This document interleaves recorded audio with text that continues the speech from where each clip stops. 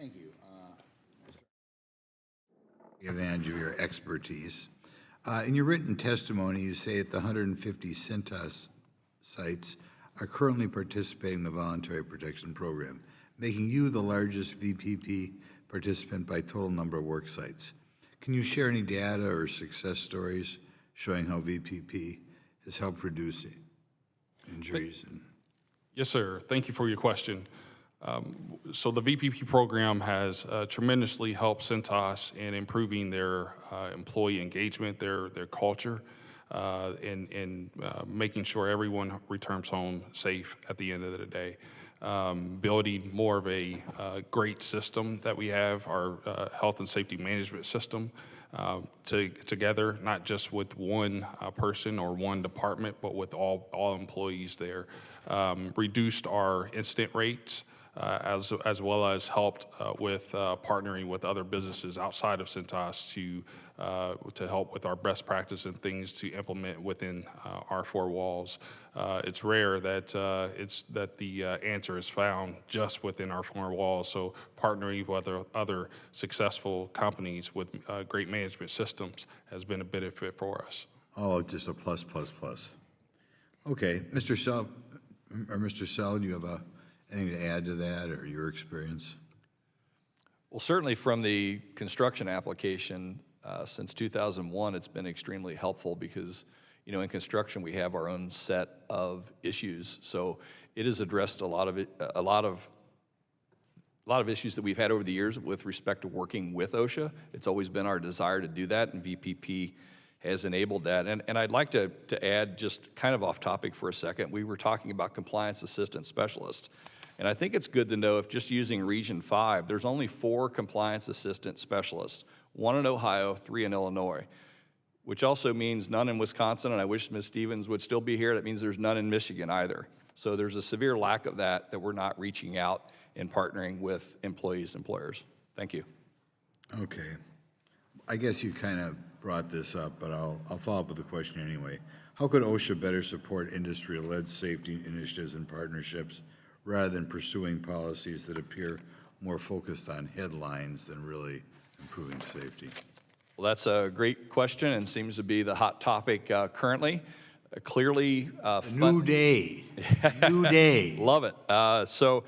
Certainly the 5% funding of voluntary protection programs will be a step in the right direction, as well as getting these area offices, their compliance assistant specialists back so they can work with the people that want to improve health and safety in the lives of their workers and enable the businesses to grow. You know, we're all trying to grow in a way that's healthy, safe, and smart. To provide workers, you know, a quality of life and to provide this great country with a future. Okay. Mr. Williams, we'll finish up with you.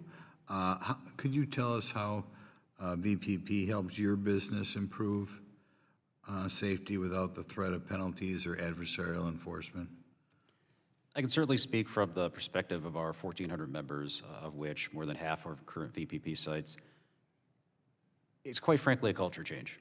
And I come from a construction background. I'm a construction kid, grew up in the industry. My dad was a contractor. And I've seen firsthand 30, 40 years ago, when I was much younger and not gray, what safety culture was back in, I'll call them the old days, the bad old days. And what VPP has from an effect standpoint is it creates that sea change in culture, where we move from there's acceptable risk to we will not perform a task if it is not completely safe. And we will work with our employees. We will ask our frontline workers what they need to function safely, to go home at the end of the day in the same or better condition in which they arrived.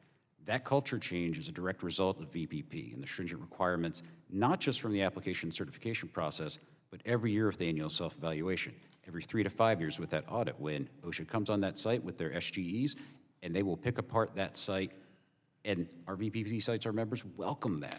They want that, because that is an outside third-party audit. They're gonna gain a better perspective than what they see on their own. So there is that compliance portion of it, and then the direct positive effect, not just from a business standpoint, because safety pays, and VPP works and saves, but also from an employee morale standpoint and employee well-being standpoint. Can you give us an example of some of the negative grandstanding that you may have gotten in the past from OSHA, or that you're familiar with? We can tell you that there's been threats to the program from the standpoint of purely from the enforcement.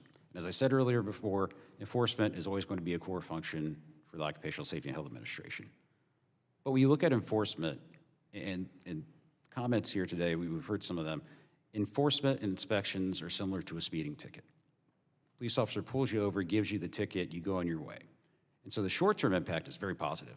You're most likely going to be able to look at, you're not going to speed, but over time, you regress back to going over the speed limit and creating that hazard.